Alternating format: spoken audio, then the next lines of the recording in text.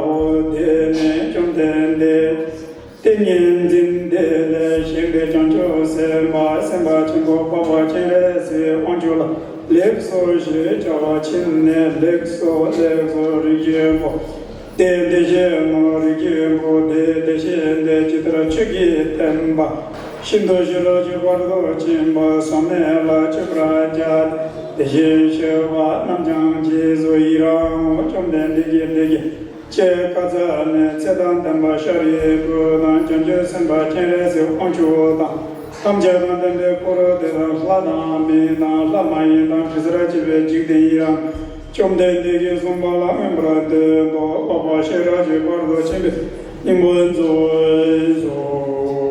상자라 자자 줄라 자자 겐델라 자자 용점마시라지 버도 침발라 자자로 나게데레 쳔두브라주지 지드라 웬제 옴보자진제 시라지 버도 침베데 사메이라 Samye Tsikaden Doji Bola Tene Budi Chen La Soba Biden De Chok Tamje Chiro Dobo Deji Do Nagi Jang Yung Chima Shiraji Pardo Chim Beden Samye Yila Samye Tsikaden Doji Bola Tene Do Dijen La Sobe Midin De Chok Tamje Chiro Dobra Jurje Mebra Jurje Shura Jurje Rabdo Shura Jurje Ba me ba che ba me ba ka me ba wa me ba tro me ba ta de me de je me te ba ni je shi de ba sang je a zo ge sang je me nam je tam ba de la jang ze lo jang ba ma je ta ra ge ba kun do sang ba de ya de je de te ba ku je je so da ge wa de da da je ra na o zo shi be ja wa ma Mo la yo do mo ma ta ge ge ta wa de wo song bo ji ji ra do mo ra ji so nam de tam ja se kwa ni to ne ji de da na che ga na je bo lang do wa si be so le do nam do ra shu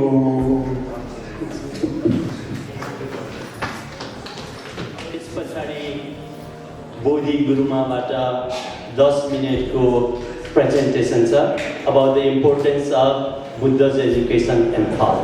Thank you. Namaskar everybody. It's good to be with you here today on this special blessed occasion.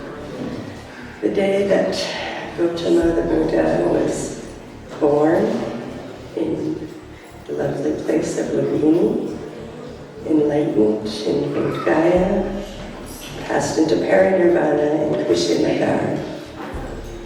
So we're very fortunate to have had this man and for the realizations that he came to and shared them with us.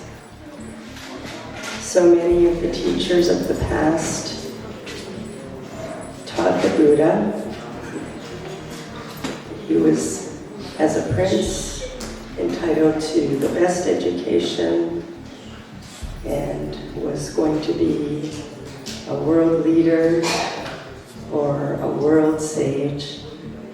And he decided with all the best teachings that he received that there was still more to be found out, still more to learn about the meaning of life and more to life than just being a ruler or having everything material that you could gain and enjoying all the pleasures.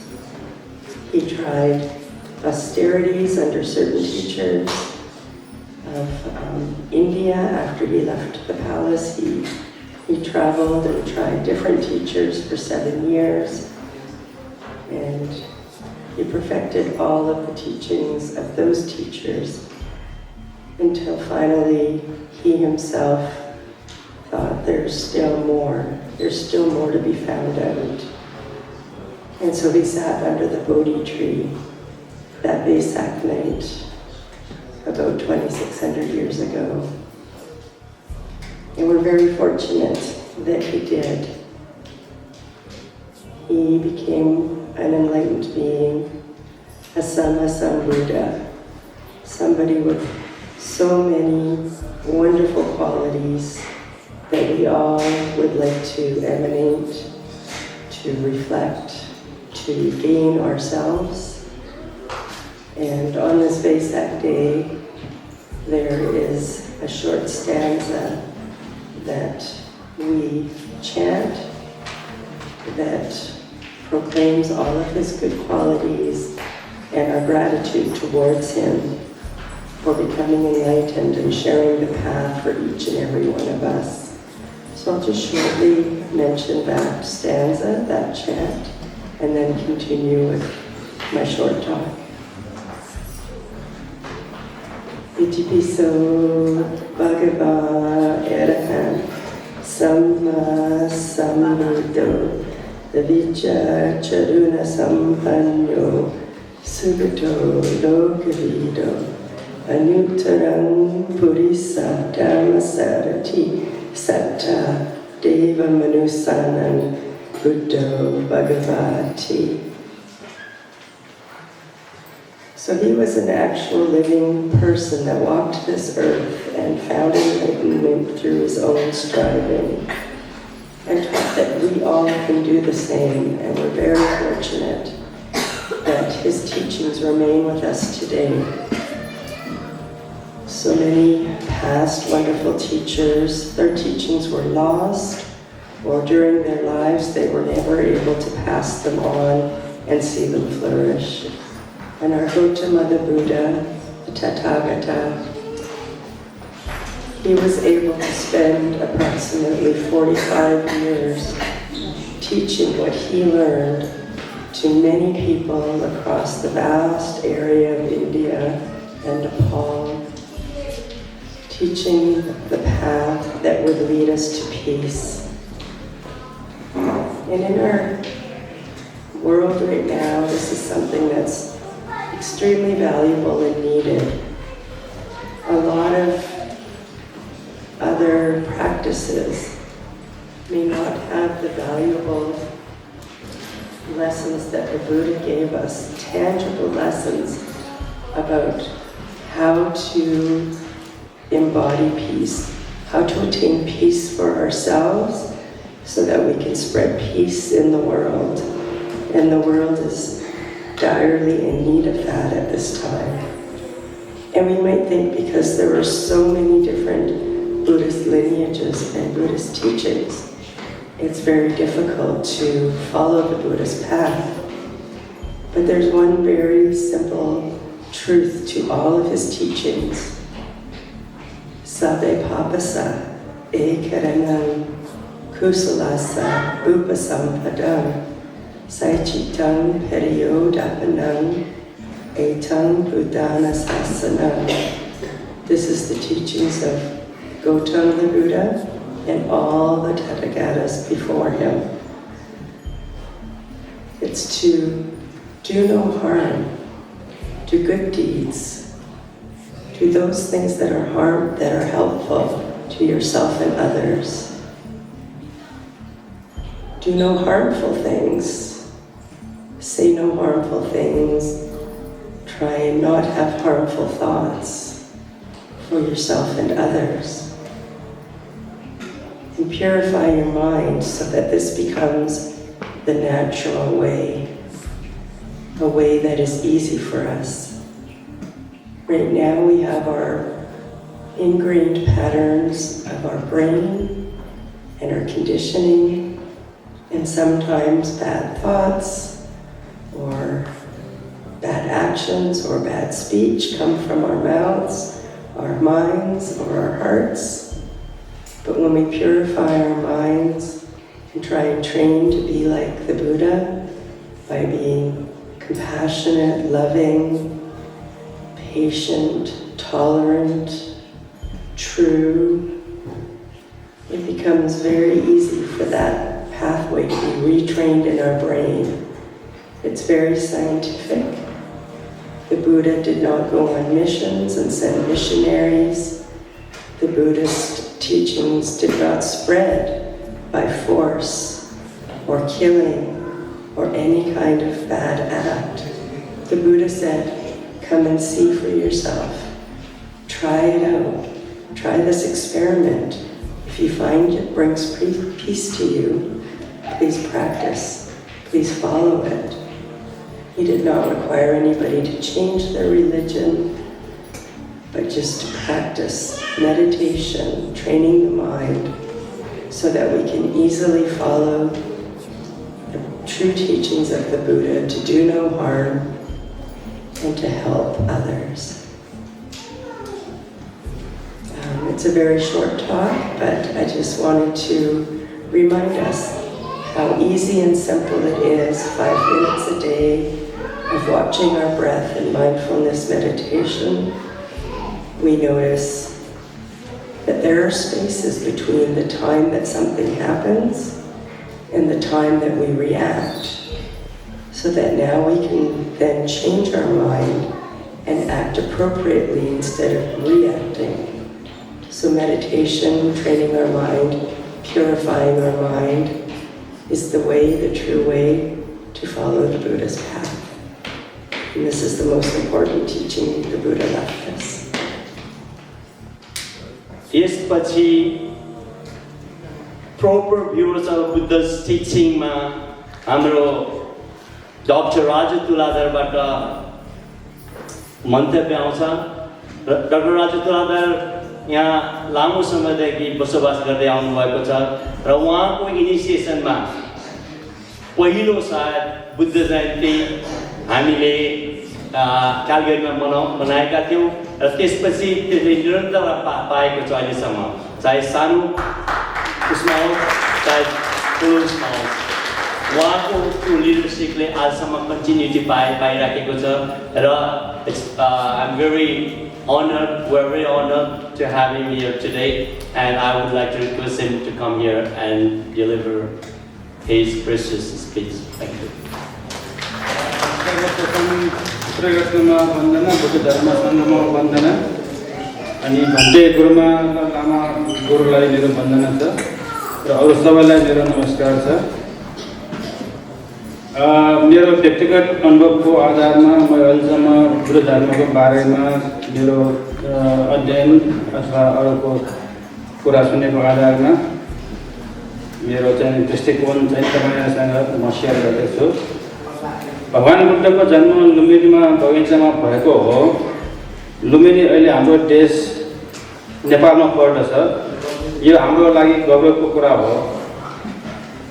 तर बुद्ध शिक्षा नबुझिकन गौरव मात्रै राखेर बस्दा हामी चाहिँ धेरै ठुलो फाइदाबाट वञ्चित हुन सक्दछौँ। मलाई लाग्दछ हाम्रा धेरै नेपाली दाजुभाइ दिदीबहिनीहरूले बुद्धले प्रकाशित पारेको ज्ञानलाई राम्ररी बुझिलिन सकेको छैन र त्यसबाट पाउनुपर्ने फाइदा लिन सकेको छैन। यसको एउटा मूल कारण बुद्ध शिक्षाप्रति राखेको हाम्रो दृष्टिकोण हुन सक्दछ। हामीले बुद्ध वचनलाई राम्ररी नबुझिकन बुद्ध शिक्षालाई अरू धर्म जस्तै रिलिजनको रूपमा लिन्छौँ र यसबाट धेरैलाई बुद्ध शिक्षा अध्ययन गर्नबाट अलि नकारात्मक भावना हुन सक्दछ, उत्पन्न गराउन सक्दछ। यसमा चाहिँ नि अरू धर्म भन्दा सायद कम्पिटिसन हुन्छ। जस्तो कि हामीले स्पोर्ट्समा एडमन्टन वाइलर र क्यालगरी फ्लेम भन्न साथै स्पोर्ट्समा नआइकन कम्पिटिसनतिर चाहिँ जाने भावना हुन्छ। धर्म भनेको कुरा हाम्रो मनमा धारण गर्ने कुरा हो। यो धेरै जसो विश्वासमा आधारित हुन्छ। विश्वास भनेको कुरा चाहिँ नि कागले कान लग्यो भने कागसँगै दौडिने कुरा जस्तै हुन सक्दछ। विश्वास सबै सत्य हुन जरुरत छैन। सत्य हुन पनि सक्दछ, विश्वास भनेको सत्य हुन पनि सक्दछ, नहुन पनि सक्दछ। अनि विश्वास अति भयो भने अन्धविश्वास पनि हुन सक्दछ र अन्धविश्वासमा लागेर हामीले आफ्नो विवेक हराउन सक्दछौँ। हामी मानिस जातिको मुख्य पहिचान भनेको हाम्रो विवेक हो। हामीले अरू कुरा हराउनुहुन्छ तर विवेक हराउनु हुँदैन। अन्धविश्वासले हाम्रो विवेकमा हानि पुर्याउन सक्दछ। बुद्ध शिक्षालाई हामीले चाहिँ ज्ञानको रूपमा लिनुपर्दछ, धर्मको रूपमा भन्दा पनि। ज्ञान भनेको कुरा विवेकमा आधारित हुन्छ। बुद्धको ज्ञान दुवै हातमा लब्ध पाउने मार्ग हो। बुद्धको ज्ञानको अनुयायी भन्नाले हामी भौतिक सुख सुविधाको साथै मनको आनन्द पनि पाउँदछ र दुःखको अन्त पाउने मार्गमा लैजान्छ। पैसा कमाउने धेरै बाटो छन्। पैसा कमाए पनि मनको आनन्द र शान्ति प्राप्त हुन्छ भन्ने कुरा कुनै जरुरत छैन। मनको आनन्द पाउन हामी विभिन्न माध्यमको पछि लागेको हुन्छ, जस्तै नाच गान, रक्सी, ऐयासी आदि। तर त्यसबाट पाएको मनको आनन्द क्षणिक हुन्छ, चिरस्थायी हुँदैन। चिरस्थायी आनन्द र शान्ति पाउन एउटै मात्र बाटो छ, त्यो हो बुद्धको ज्ञानलाई राम्ररी बुझेर त्यसलाई अँगाल्ने र जीवनको बाटो बनाउने। हाम्रो दुःखको मुख्य कारण नै हाम्रो अज्ञानता हो।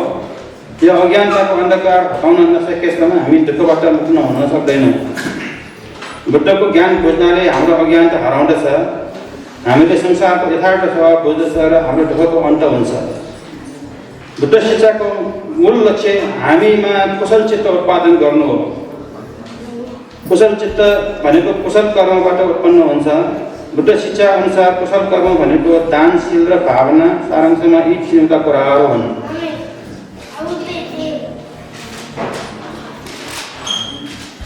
अब विस्तृत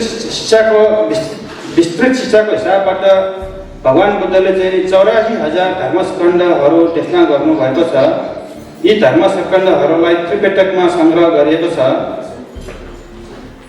सारांशमा मूल ज्ञानहरूको रूपमा यिनीहरू हुन्। स्लाइड छ भने दोस्रो स्लाइड राखिदिनुहोस्। यो त पहिलो चाहिँ नि हामीले थाहा पाउनुपर्ने ज्ञान भनेको कर्म र कर्म विभाग हो। संसारमा कुनै सबै र कुनै कुराहरू किन भइराखेको छ, कसैले दुःख किन पाइरहेको छ, सुख किन पाइरहेको छ भन्ने कुरा कर्म र कर्म विभागको ज्ञान हुन अति आवश्यक छ। अनि दोस्रो कुरा चाहिँ प्रकृति समुत्पाद, जसमा चाहिँ इङ्ग्लिसमा डिपेन्डेन्ट ओरिजिनेसन भन्छौँ हामी। यो संसार चक्र कसरी चलिरहेको छ, कोही किन जन्मिरहेछ, कोही किन मरिरहेछ, कोही किन चाहिँ हामीले चाहिँ फेरि जन्म लिनुपर्ने कारण के हो, यो सबै कुरा चाहिँ प्रकृति समुत्पादमा चाहिँ व्याख्या गरेको छ। अनि अर्को कुरा हामी चाहिँ बुद्ध शिक्षामा थाहा पाउनुपर्ने चाहिँ त्रिलक्षण हो। एकदम जरुरी चाहिँ थाहा पाउनुपर्ने कुरा बुद्धको चाहिँ निचोड अनित्य, दुःख र अनात्मा। यो चाहिँ यसले चाहिँ संसारको यथार्थ स्वभाव बुझाउँछ हामीलाई। अनि चाहिँ चतुर आर्य सत्य, यसले चाहिँ लौकिक संसारको यथार्थ सत्य बुझाउँछ। यसले हामीले चाहिँ चतुर आर्य सत्यमा दुःख सत्य, दुःख समुदय सत्य, दुःख निरोध सत्य र दुःख निरोध मार्ग सत्य। अनि त्यसको चाहिँ नि त्यो निरोध कसरी पाउने भन्ने कुरा चाहिँ आर्य अष्टाङ्गिक मार्गमा चाहिँ नि व्याख्या गरेको छ। यसलाई चाहिँ मनलाई आर्य अष्टाङ्गिक मार्गमा हाम्रो मनलाई विशुद्ध पारेर यथार्थ सत्य बुझ्ने र दुःख अन्त गर्ने बाटो चाहिँ राम्ररी चाहिँ नि वर्णन गरिएको छ। यी बहुमूल्य ज्ञान लिएर भगवान बुद्धको जन्मनु भएको देशमा हामी जन्मेर उचित फाइदा लिनुपर्छ। उहाँका मान्छेहरू ज्ञान राम्ररी बुझौँ र परमार्थ सत्य बुझौँ र यस जीवनको सुख शान्ति, यस जीवनमा चाहिँ सुख शान्ति पाएर दुःखको अन्त गर्ने मार्गमा हामी लाग्न सक्दछौँ। मानिस जन्म पाउनु धेरै दुर्लभको कुरा हो। हामी चाहिँ नि यो जन्मपछि फेरि मान्छे नै जन्मपर्छ, झन् जरुरत छैन। कहिले चाहिँ नि हाम्रो कर्मअनुसार देवता, ब्रह्मा, देवलोक, ब्रह्मलोक, असुरलोक, नरकलोक, पशुलोकहरूमा पनि हाम्रो कर्मअनुसार चाहिँ जान जान सक्छौँ। जहाँ गयो भने हामी धेरै समयसम्म फेरि मान्छे बन्नलाई समय लाग्छ। तर मान्छे बनेको बेलामा चाहिँ बुद्धको ज्ञान बुझ्नु चाहिँ यो त राम्रो चाहिँ नि मौका हो। बुद्ध बन्ने चाहिँ विभिन्न तरिकाहरूमा चाहिँ सबभन्दा छोटो समयमा बुद्ध बनिएको भनेको चाहिँ प्रज्ञाधिक बुद्ध चाहिँ सबभन्दा छोटो समयमा बन्छ। यो प्रज्ञाधिक बुद्ध चाहिँ बन्नलाई नै 4 असङ्ख्य 1 लाख कल्प चाहिन्छ भन्छ। यसको चाहिँ व्याख्या गर्न चाहिँ तपाईँहरूलाई चाहिँ अलिकति यहाँ चाहिँ गाह्रै होला, त्यो चाहिँ समय लाग्छ बुझ्नलाई। त्यो चाहिँ धेरै नै लामो समय हो। सबभन्दा छिटो बुद्ध कोही मान्छे चाहिँ सबभन्दा छिटो बोधिसत्व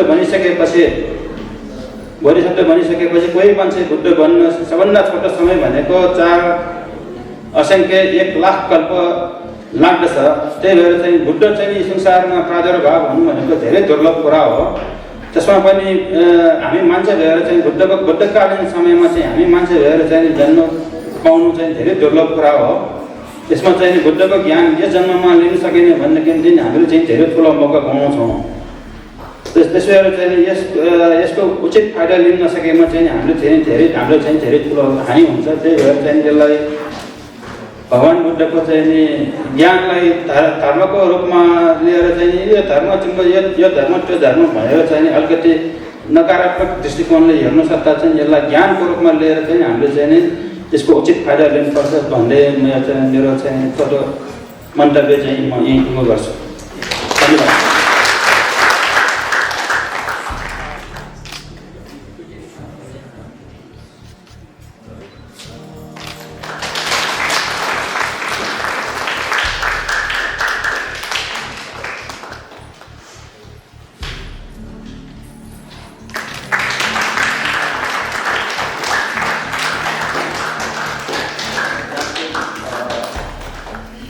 हाम्रो ambassador Bharatraj Poudyal honourable Bharatraj Poudyal ambassador क्यानाडाबाट प्राप्त भएको छ म यसलाई चाहिँ पढ्ने प्रयास गरिरहेको छु 2 the Buddha Jayanti celebration organizing committee Calgary Canada on the auspicious occasion of the 25th 69th Buddha Jayanti I extend my heartfelt greetings and best wishes to all members of the Nepali community and friends of Nepal.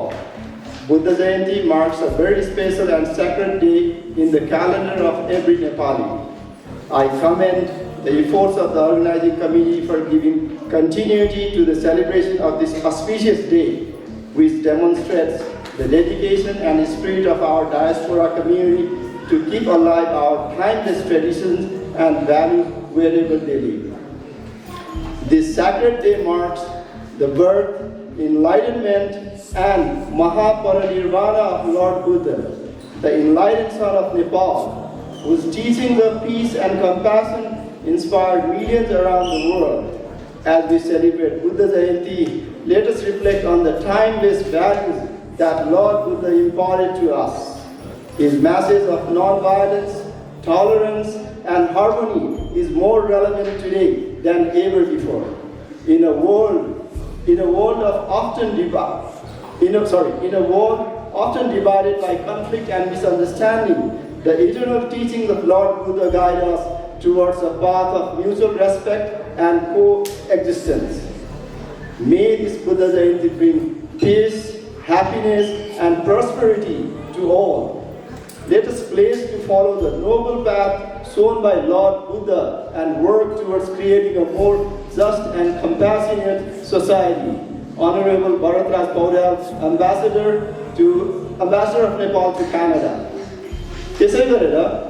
त्यसै गरेर हामीले अर्को पनि एउटा message चाहिँ प्राप्त गरेका छौँ यो चाहिँ नि honourable Tania fear minister of arts culture and status of women त्यसलाई पनि म एकचोटि पढ्ने प्रयास गर्छु यहाँनिर As Minister of Arts, Culture and Status of Women, it is my pleasure to welcome you to the Buddha Jayanti celebration.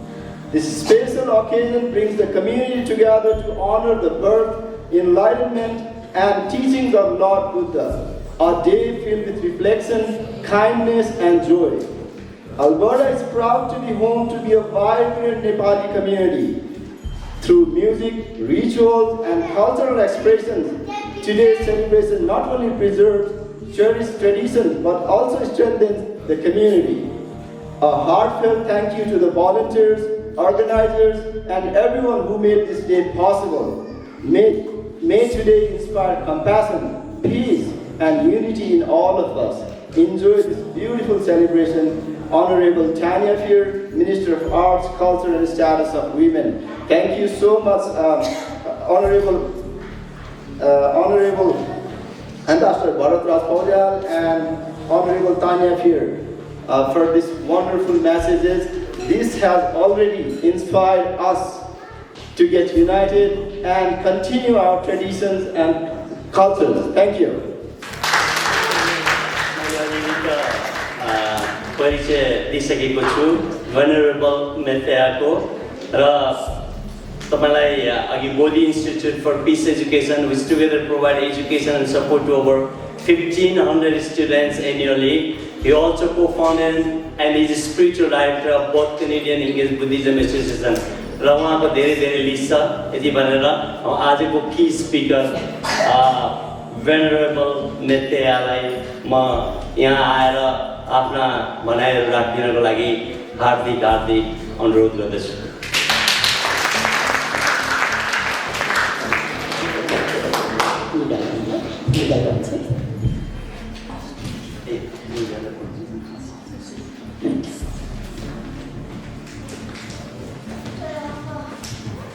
नमो तस्स भगवतो अरहतो सम्मा सम्बुद्धस्स अत्यन्त खुसी लाग्यो लुम्बिनीबाट क्यानाडा आउँदा म क्यालगरीबाट पनि धेरै पटक आउने जाने गरेछु एक दुईजना मित्रहरू पनि हुनुहुन्छ कहिलेकाहीँ सोध्छु यो विदेशको परिवेशमा हाम्रो नेपाली दाजुभाइहरू कसरी बस्नुभयो होला बालबच्चाहरूलाई के संस्कार दिनुभयो होला। तर आज यहाँ आएर साना साना नानीहरूले स्वर मिलाएर त्रिशरण गमन पाठ गरेको सुनेर, पञ्चशील पाठ गरेको सुनेर मन हर्षित भएको छ। धन्यवाद दिन चाहन्छु बुद्ध जयन्ती समारोह आयोजक समितिलाई। अत्यन्त खुसी लाग्ने कुरा छ। सायद नेपाल बुझ्नलाई पनि कहिलेकाहीँ नेपाल छोड्नु पर्दो रहेछ। टाढा बसेर टाढाबाट निहाल्दा चाहिँ नेपाल के हो त, नेपाली के हौ त भनेर सोच आउँछ। यति टाढा भएर भगवान् बुद्ध जन्मेको दुर्लभ दिनलाई सम्झना गर्नु सबै नेपालीले मिलेर भने योभन्दा नेपालीपन के हुन सक्छ भन्ने चाहिँ मलाई महसुस भएको छ। म बौद्ध परिवारमा जन्मेको होइन, बाल्यकालमा हिन्दू परिवारमा जन्मेको हुँ। मैले भगवान्लाई बुद्धलाई चिनेको पछि मात्र हो। तर जति कोट्याउँदै गयो हिरा जस्तै कुनै दोष नभएको, प्रज्ञाले परिपूर्ण, उहाँका शिक्षा पनि अत्यन्त सान्दर्भिक, संसारलाई काम लाग्ने देखेर मलाई लाग्छ हामी सबै नेपालीको लागि भगवान् बुद्ध साझा सम्पत्ति हुन्छ। आज यसलाई हामी भन्दाखेरि बुद्ध जयन्ती भन्छौँ, तर बौद्ध परम्परा अनुसार यसलाई त्रिसंयोग दिवस भनिन्छ। कुनै कुनै महापुरुषहरूको जीवनमा विचित्रका संयोगहरू जुट्छन्। मान्यता के छ भने भगवान् बुद्धको जन्म पनि वैशाख पूर्णिमाको दिनमा लुम्बिनी भन्ने उद्यानमा भएको थियो। उहाँका मुमा महामाया देवी पिता श्री शुद्धोदन महाराजको घरबाट। अघि गुरुमा बोधीले भन्नुभयो 29 वर्षसम्म राजकुमारको जीवन व्यतीत गर्नुभयो। उहाँको बारेमा थोरै मात्र थाहा छ। हामीले सुन्ने गर्छौँ कदा कदा उहाँको बुवा आमाले उहाँलाई एउटा चक्रवर्ती सम्राटको रूपमा हुर्काउनलाई प्रयत्न गर्नुभयो। त्यत्तिकै भनेको होइन रहेछ। मैले इतिहास केलाउँदा त्यो समयमा सर्वाधिक शक्तिशाली कौशल राज्यको महाराजलाई पढाउने 2 जना गुरुहरूलाई कपिलवस्तु जस्तो सानो राज्यमा जिगाइएको रहेछ। गणवसु र शब्दमित्र भन्ने ब्राह्मण 2 जना जसले कौशल राज्यलाई गाइड गरी अगाडि बढाए, उहाँहरूलाई चाहिँ सिद्धार्थ कुमारलाई पढाएर एउटा उचित लिडरको रूपमा तयार गरेर भनेर जिम्मेवारी दिएको हो। त्यो भनेको या अवश्य पनि अगाडि गएर सबैभन्दा शक्तिशाली सम्राट हुन सकुन् भनेर बुवाआमाले जुटाइदिएको। 29 वर्षको समयमा अब 10 दिनपछि तिमीलाई राज्याभिषेक गर्नेछौँ भनेर बुवाले भनिसकेपछि भगवान् बुद्धले यो जीवन जगत बुझ्न अझै जानै पर्ने बाँकी छ। के कारणले बुद्धले दरबार छोड्नुभयो भनेर विचार गर्दाखेरि हामी सबै मानिसलाई एक न एक दिन मृत्यु समात्न आइपुग्छ। मेरै आमा बुवा, उहाँले भन्नुभएको छ मेरै आमा बुवाहरू पनि मृत्युबाट म जोगाउन सक्ने छैन। मेरै श्रीमती यशोधरा देवी बालक राहुल कुमारलाई पनि मृत्यु आयो भने संसारकै शक्तिशाली राजा भएर पनि जोगाउन सक्दिनँ म। त्यसले गर्दाखेरि यो खोज्न चाहिँ म जानुपर्छ भनेर भगवान् निस्किनु भएको। 6 वर्षको दुष्कर तपस्या 7औं वर्षमा भगवान् बुद्धलाई जुन बेला ज्ञान प्राप्ति भयो त्यो पनि वैशाख पूर्णिमाको दुर्लभ संयोग मानिन्छ। कस्तो विचित्र, जन्म पनि वैशाख महिनाको पूर्णिमाको समय मानियो, ज्ञान प्राप्ति पनि वैशाख महिनाकै पूर्णिमामा प्राप्त भयो। करिब 35 वर्षको उमेरमा। अर्को दुर्लभ के छ भने भगवान् बुद्धको जीवनमा अघि गुरुमाले भन्नुभए जस्तै संसारमा धेरै आध्यात्मिक मार्गदर्शकहरू आउनुहुन्छ हैन, नयाँ नयाँ भिजन दिने, मानवतालाई कसरी अगाडि लैजाने भनेर शिक्षा दिने आउँछन्। तर केलाएर हेर्नुभयो भने अधिकांशको काम अधुरो नै देखिन्छ। ठुला ठुला विचारकर्ताहरूले पनि आफ्नो उपदेश भन्न नपाउँदै 2-4 वर्ष नै बितेर गएको भेटिन्छ हैन। तर भगवान बुद्धले ज्ञान प्राप्तिदेखि लिएर अर्को 45 वर्षसम्म चाहिँ बाँचेर आफ्नो कार्य कम्प्लिट रूपले सम्पादन गरेर जानुभएको छ। अरूको शिक्षा अरूहरूले प्रचार गरिदिएको भने भगवान बुद्धले आफ्नो शिक्षा अरूको काँधमा नराखेर आफ्नै निगरानीमा सबलाई सिकाउँदै उसलाई हेर्दै परीक्षण गर्दै 80 वर्षको उमेरमा आफ्ना सबै शिष्यहरूलाई सोध्नुभएको यही शङ्का छ भने मलाई सोध भनेर भन्नुहुन्थ्यो। पूर्ण कार्य सम्पादन गरेर बितेको पनि वैशाख पूर्णिमाकै दिनमा छ। त्यस कारणले यसलाई त्रिसंयोग दिवस भनिन्छ हैन। वैशाख पूर्णिमा आज राति नेपालमा बिहान हुनेछ, त्यहाँ चाहिँ मनाइने गरिन्छ। मलाई साँच्चै मनमा हर्ष फिल भएको छ, किन भन्दा म लुम्बिनी जन्मेको हुँ, लुम्बिनीबाट आएको हुँ। हरेक बुद्ध जयन्तीमा लुम्बिनी उत्सवमै हुन्छ। हामी पनि एकदमै बिजी भइरहेको छौँ। अनि मलाई लाग्थ्यो नेपालमा भएपछि कतै आफ्ना नेपाली जनहरूबाट टाढा हुँदा खल्लो हुने हो कि। तर आज संयोग हजुरहरूसँग बसेर भगवानलाई सम्झना गर्ने मौका मिल्यो। मानव जीवन कठिन छ, छोटो जीवन, चुनौतीहरू धेरै छन्। गर्नुपर्ने, सिक्नुपर्ने, जान्नुपर्ने, कमाउनुपर्ने थुप्रै छन्। अहिलेका युगमा बालबच्चालाई हुर्काएर राम्रो भविष्य दिनुपर्ने पनि जिम्मेवारी अझ चुनौतीपूर्ण छ। आफ्नो आमा बुवा आफन्तजनहरूलाई हेर्ने काम पनि त्यत्तिकै चुनौतीपूर्ण छ। तर यसमा भगवान बुद्धको शिक्षाले थोरै थोरै मिसाउन सक्यो भने मलाई चाहिँ विश्वास छ यसले जीवनलाई उत्तम बनाउँछ। भगवान बुद्धको शिक्षा हामीभन्दा पनि बढी संसारका विश्वविद्यालयहरूमा फैलिराखेछ। मैले एकचोटि अनुसन्धान गरेको थिएँ। एकचोटि संसारका करिब 48वटा भन्दा बढी उच्च शिक्षा संस्थानहरूमा, राम्रा विश्वविद्यालयहरूमा बौद्ध दर्शन पढाइन्छ। स्वस्फूर्तले कसैले पैसा दिएर बुद्धिज्म पढाऊ भनेको होइन, आफै पढाइन्छ। एउटा न्युयोर्कको सबैभन्दा ठुलो अस्पतालको न्युरो सर्जन एकजना बसेर उहाँले मलाई आफ्नो साझा सेयर गर्दै हुनुहुन्थ्यो। उहाँ हरेक दिन साँझ बिहान ध्यान बस्नुहुन्छ। सर्जरी गरिसकेका पेसेन्टहरूलाई पनि राम्रोसँग रिकभर हुनुको लागि भगवानको ध्यान सिकाउनुहुन्छ। सायद यस्तो मानिस धेरै होला संसारमा जसको शिक्षाले हरेक क्षेत्रलाई उन्नत बनाउने काम गरेको छ। त्यही भएर हामी नेपालीले पनि भगवान बुद्धको शिक्षालाई 2 शब्द भए पनि पढौँ, जानौँ, बुझौँ, यति चाहिँ अनुरोध गर्दछु। एकदम कल्याणकारी छ।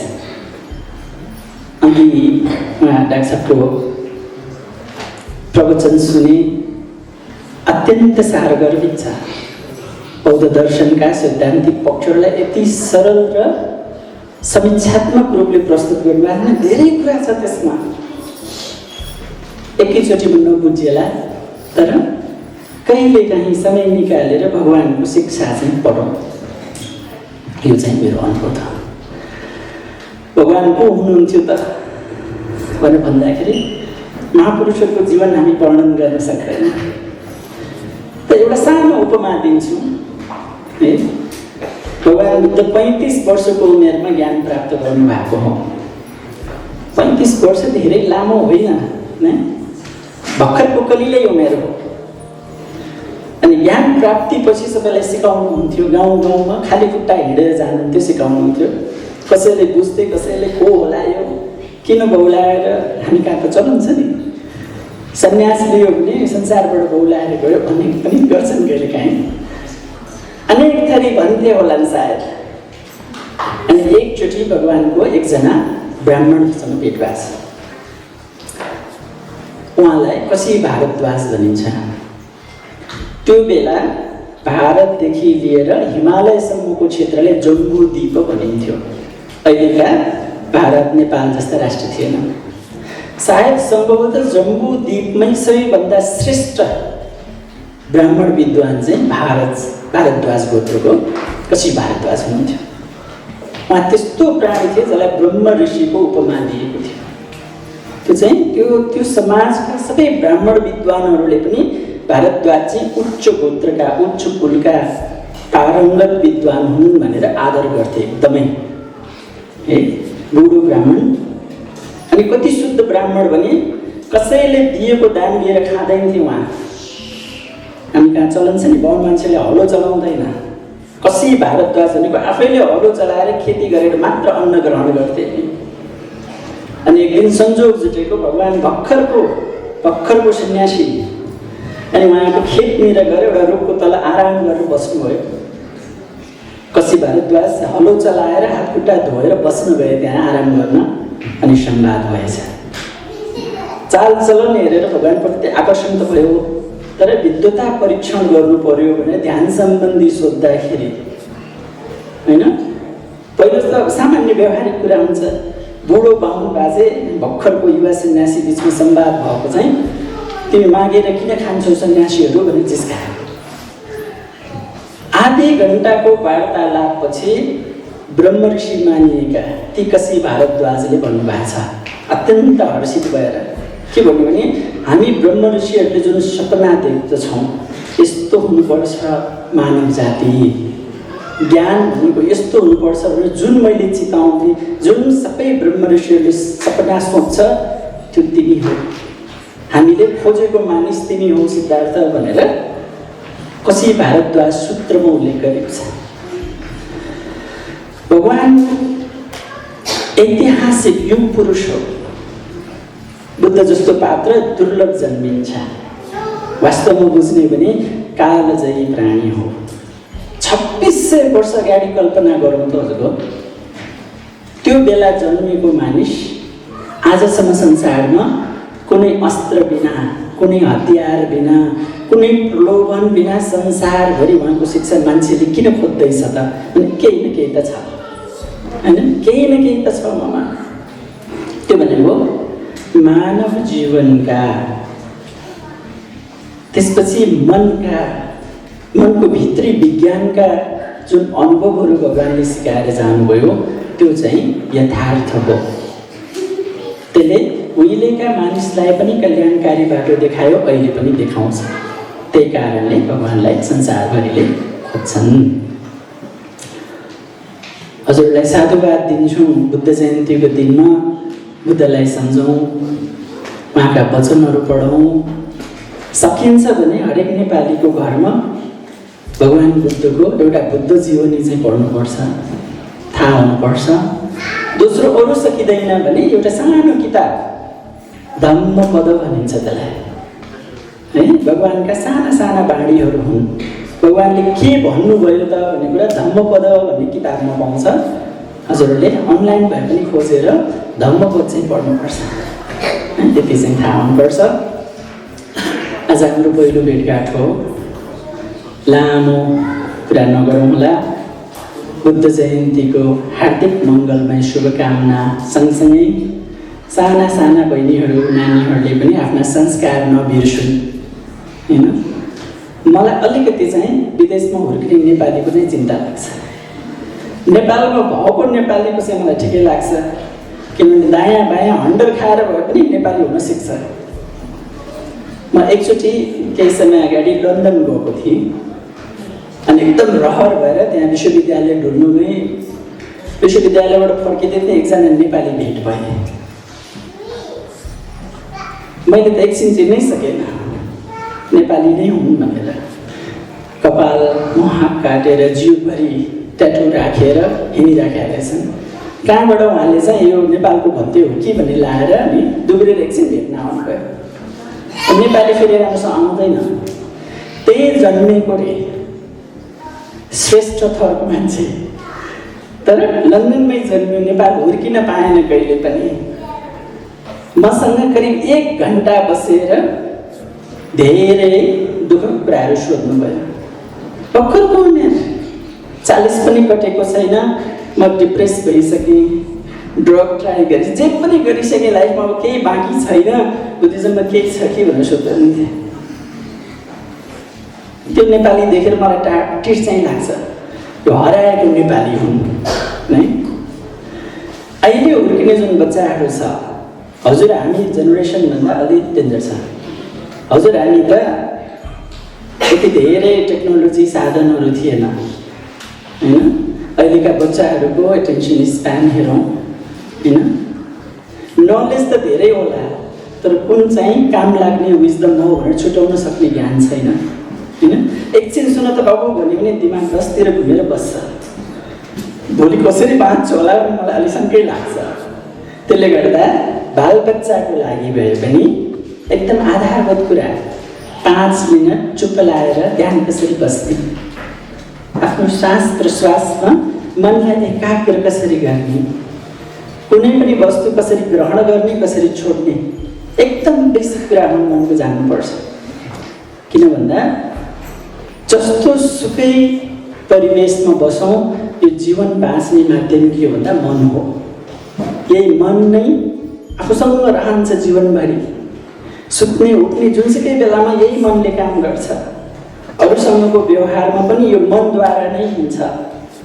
अन्तिममा जाने बेलामा पनि मनैसँगै जाने भएको नाताले मन बिरामी भयो, मन छितर तालको भयो भने चाहिँ अत्यन्त दुःख पाइन्छ। समाहित मन भयो, एकाग्र मन भयो, नआत्तिने खाले धैर्यवान मन भयो हैन, इमोसनली इन्टेलिजेन्ट मन भयो, अरूसँग कसलाई आदर गर्ने, कसलाई के कुरा गर्ने, कसरी कुरा अरूले के भन्न खोज्दैछ हावभाव बुझ्न सक्ने मन भयो भने जहाँ पनि सफल हुन्छ, यहाँ पनि सफल हुन्छ, अरू ठाउँमा गए पनि सफल हुन्छ। त्यसले गर्दा बालबच्चाहरूलाई चाहिँ हजुरहरूले अझ यो सामान्य कुरा अझ सिकाउनुपर्छ। यो चाहिँ अभिभावकको अत्यन्त ठुलो जिम्मेवारी हो। अन्तमा हजुरहरूको ध्यानप्रति जिज्ञासा बढोस्, धर्मप्रति जिज्ञासा बढोस्। बुद्ध प्राचीन होइनन्, बुद्ध अहिलेको युगको लागि अत्यन्त सान्दर्भिक हुन्। यो चाहिँ हामी सबै नेपालीले गर्व मान्नुपर्ने विषय हो। हजुरहरूको सबैको मङ्गलमय शुभकामना गर्छु। भवतु सर्वमङ्गलम्।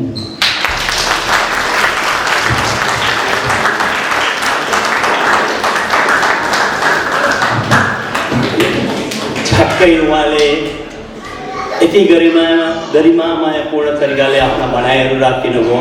मैले आफ्नै कुरा पनि भने, I was depressed, I was suffering from the anxiety, and I got an opportunity to read the book compiled by William Hart, taught by S.N. Goenka, and I went to the Vipassana meditation first time in Buddha Nilkantha, and that changed my life.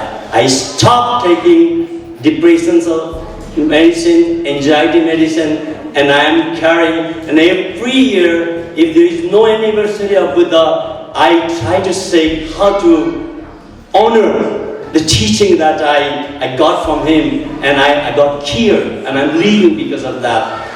त्यही कुरा अहिले भर्खरै भन्तेले भन्नुभयो, vulnerable भन्तेले भन्नुभयो जस्तै अब म यहाँ भूपेशजीलाई बोलाउँछु र उहाँले मेडिटेसनको केही इन्फर्मेसन सहित उहाँले चाहिँ 10 मिनटको आनापाना गराउनुहुनेछ।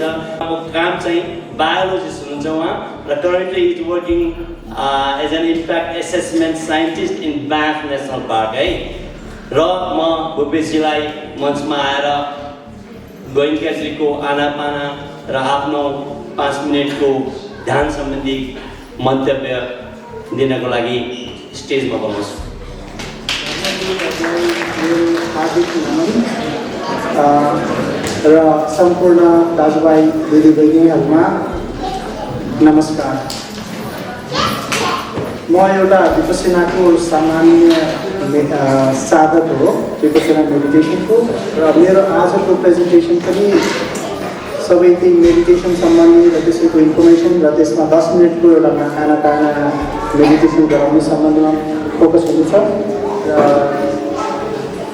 फर्स्टमा मैले के गर्छु भने अलिकति ब्रिफ इन्ट्रोडक्सन गर्छु, विपस्सनाको बारेमा दिनेछु, र सेकेन्ड पार्टमा 10 मिनटको आनापानापछि र विपस्सना ग्रुप मेडिटेसन र त्यो अब त्यसको रिसोर्सेसहरू कहाँ गएर विपस्सना मेडिटेसन गर्न सकिन्छ, र हामीले त्यो 10 दिनको कोर्स गरिसकेपछि कन्टिन्यू गर्नको लागि यहाँ ग्रुप सिटिङहरू भर्चुअली अथवा इन पर्सन पनि हुने गरेको छ।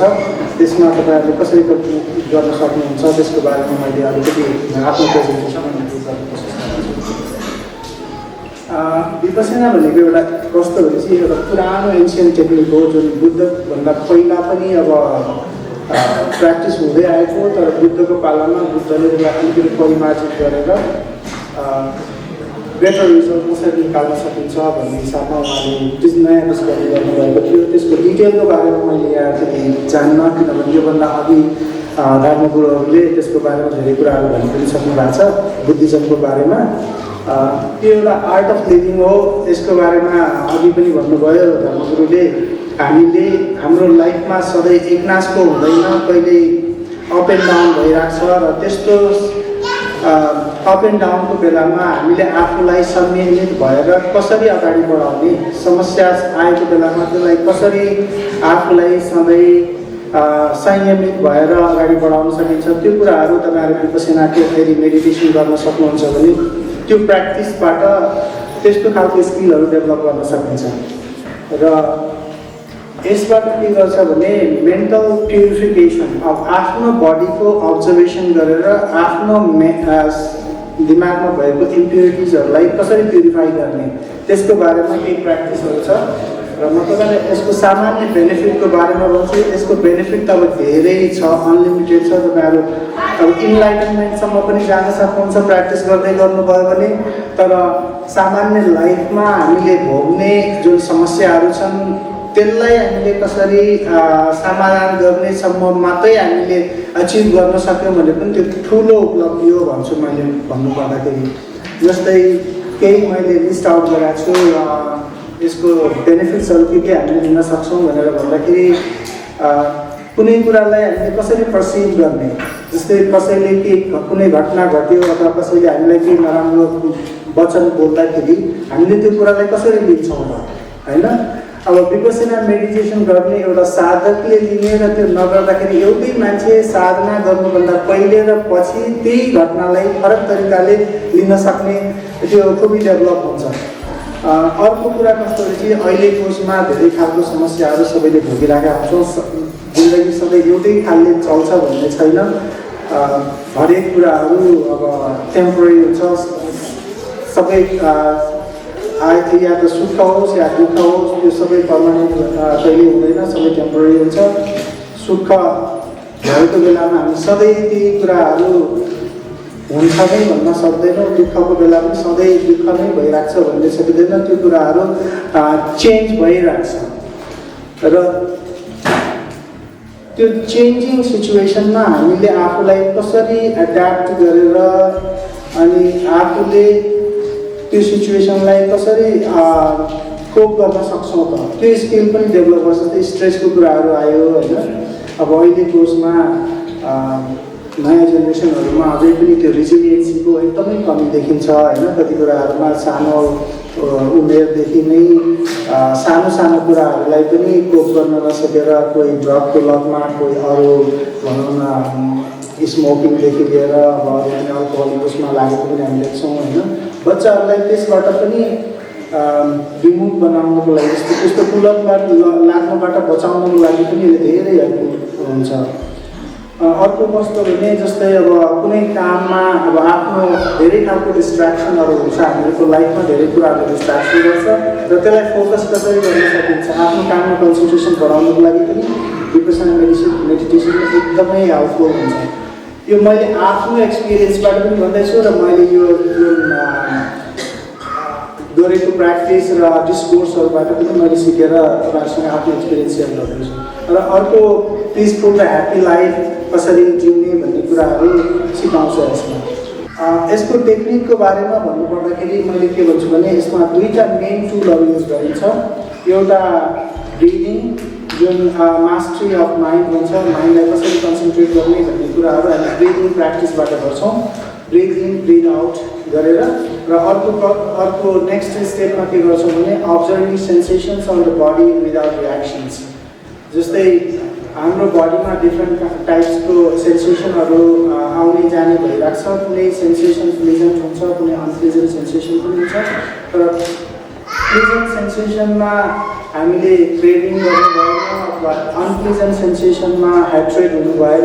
त्यसलाई इक्वलस तरिकाले अब्जर्भ मात्रै गर्दाखेरि हामीले अप्ठ्यारो सिचुएसनमा आफूलाई कसरी स्ट्यान्ड गर्न सक्छौँ भनेर त्यो स्किलहरू डेभलप हुन्छ यसबाट। अर्को कुनै कुरा पर्मानेन्ट छैन, सबै कुराहरू टेम्पोरेरी हो, सुख हो या दुःख हो, सबै कुराहरू टेम्पोरेरी हो, हामीले त्यसरी बुझ्नुपर्ने हुन्छ। र यसमा सेन्सेसनमा पनि प्लेजेन्ट अथवा अनप्लेजेन्ट सेन्सेसन त्यो सधैँको लागि रहँदैन। प्लेजेन्ट सेन्सेसन पनि एकपल्ट आइसकेपछि कपडे पनि जान्छ, अनप्लेजेन्ट सेन्सेसन पनि जान्छ। त्यस्तै जिन्दगीमा पनि दुःख पनि सबैको लागि बस्दैन, सुख पनि सबैको लागि नरहन सक्छ। र हामीले आफूलाई हरेक सिचुएसनमा कसरी कोप गर्ने भनेर प्रिपेयर बनाउनलाई सिकाउँछ। अब यसपछि हामीले 10 मिनटको आनापाना श्वास प्रश्वासको मेडिटेसन गर्छौँ, प्र्याक्टिस गर्छौँ र त्यसमा अडियो प्ले गरिदिनको लागि म रिक्वेस्ट गर्छु। त्यसमा इन्स्ट्रक्सनहरू सबै छ। Sit comfortably in any posture that suits you. Keep your back and your neck straight. Keep your eyes gently closed. Those who wear spectacles. मनले कसरी काम गर्छ भन्ने कुरा उहाँले चाहिँ के भनेदेखि साधना गरेर पत्ता लगाउनु भएको रहेछ। र विपश्यनामा जाँदाखेरि 3 दिन हामी यही आनापाना गर्छौँ, त्यही गराइन्छ। र विपश्यना भनेको फ्री हो, त्यसको मतलब पुराना स्टुडेन्टको डोनेसनबाट चलेको हुन्छ। र 7 दिनसम्म अघि भूपेशजीले भन्नुभयो जस्तै त्यसलाई विपश्यना भनिन्छ, जसमा चाहिँ शरीरको सेन्सेसनलाई हेरिन्छ। तर एकछिन बसेर हेर्दा त केही थाहा हुँदैन नि, होइन? तर 10 दिन बसेर हेर्दाखेरि गएको दिनलाई 0 दिन मान्ने, 1 दिन मान्ने र आएको दिनलाई 1 दिन मान्ने हो भने 12 दिन तपाईँको कन्ट्रिब्युसन चाहिन्छ र तपाईँहरू त्यहाँ गएर बन्न सक्नुहुन्छ।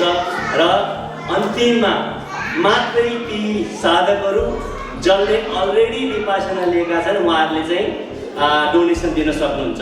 र यसपछि म हाम्रा नेवा कमिटीका अध्यक्षबाट चाहिँ टोकन अफ लभ दिनको लागि म यहाँ मञ्चमा बोलाउँछु हेमन्त महर्जन।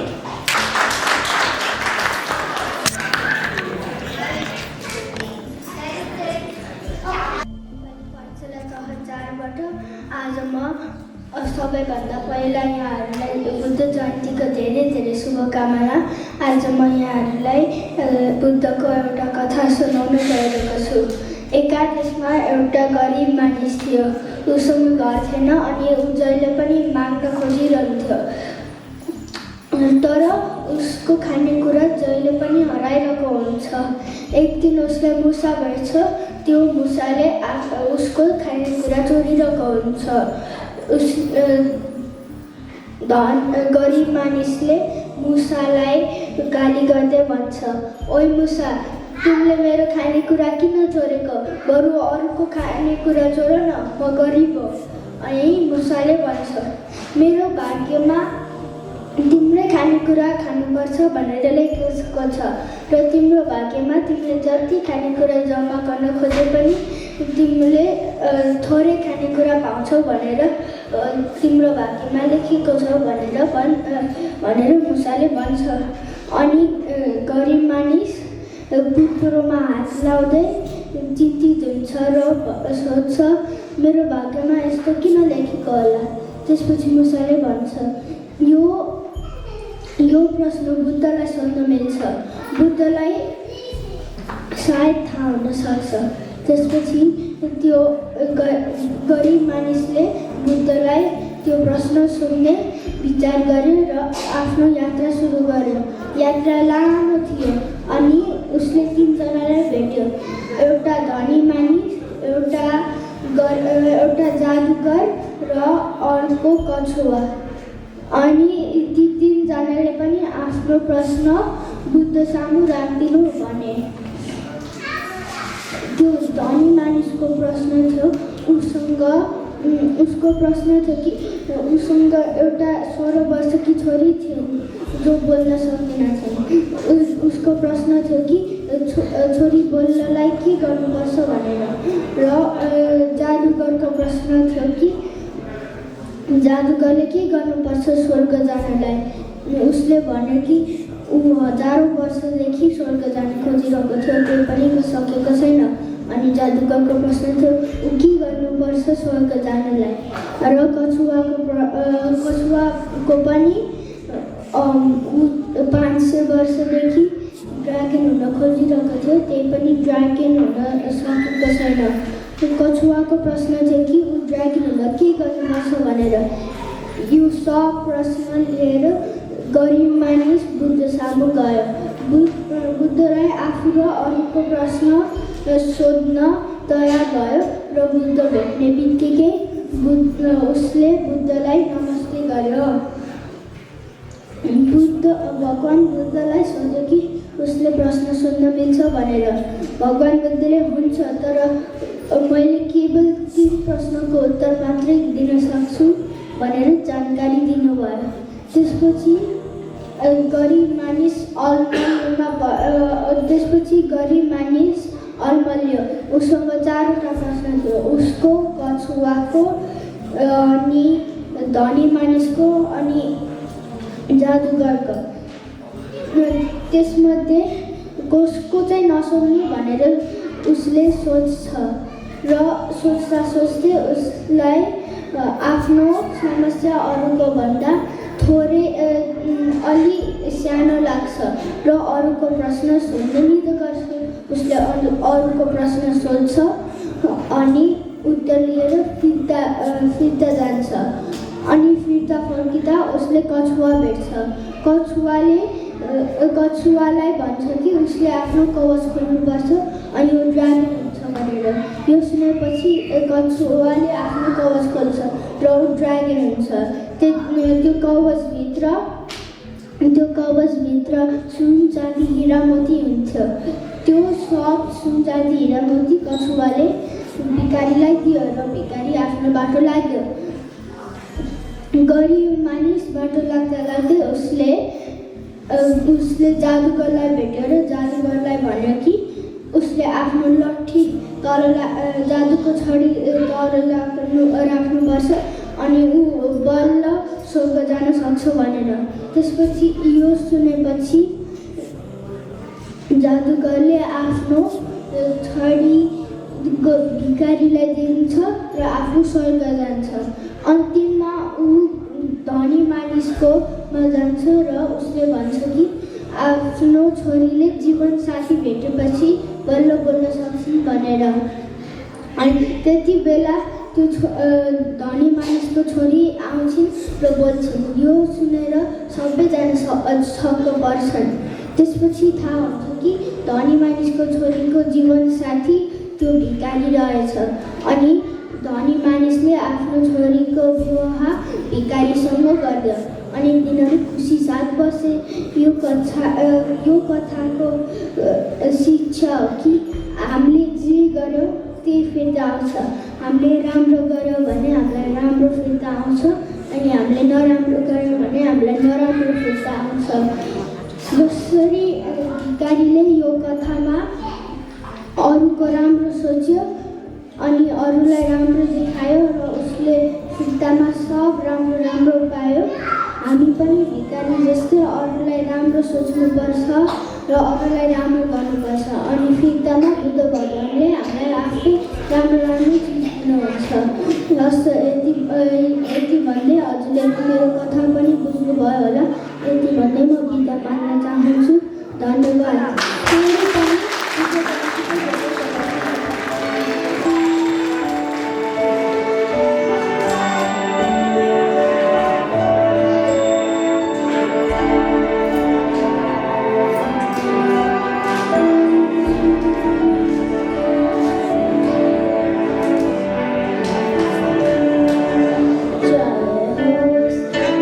जय हो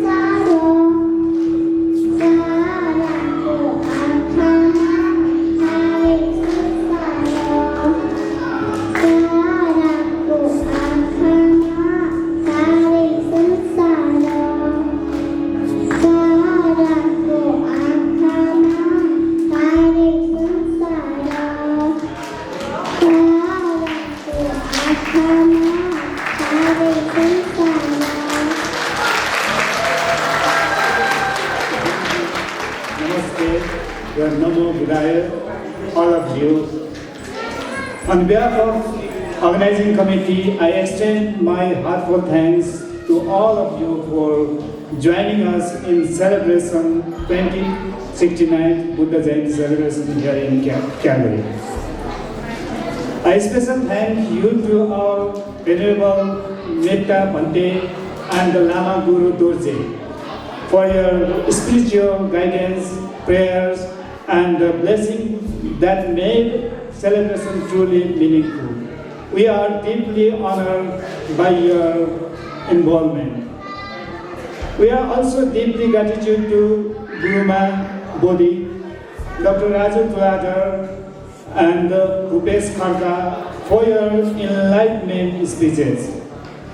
I heart thank you to all the wonderful youngsters who performed during our programs. Your presentation on the Buddha's teaching, your soul songs, and the creative impression brought so much light and joy to the event. To all distinguished guests, organizations, and committee members, thanks you for your enthusiastic participation and for coming together in spirit of the peace and the harmony that Lord Buddha liked. Lastly, I sincere thanks to energetic MC, Mr. Arun Shrestha, and our helpful floor supporters, Sirisa Mahajan and Preeti Pradhan, for making the events flow seamlessly and with such a warmth. I would like to thank our organizing committee members like Calgary Nepalese Community Association, CNCA, Calgary Sherpa Community, Calgary Magar Community, Calgary Nepalese Vipassana Group, Kirat Rai Society of Canada, Mithila Samaj Calgary, Nepalese Community Society of Calgary NCSC, Nepalese Sanatan Cultural Society, Tamang Society of Calgary, Newa Society of Calgary, Tamu Gurung D Calgary, Yaktum Chumam Association of the Calgary. All these organizations we jointly organize this celebration today. Thank you once again to everyone who contributed, attended, and shared in all the spirit of the Buddha Jayanti.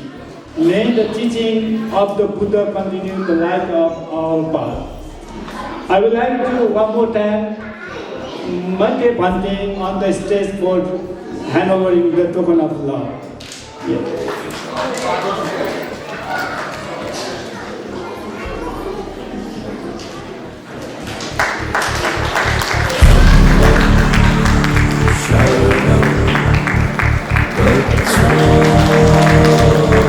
Thank you. Now, I'm calling another our volunteer, Mr. Varun Lama.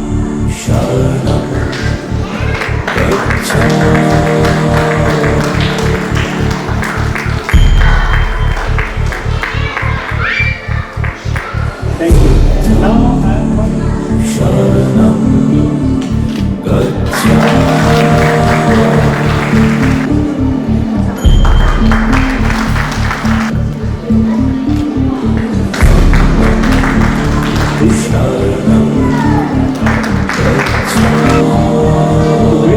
Chhetri खाना Eva Nepal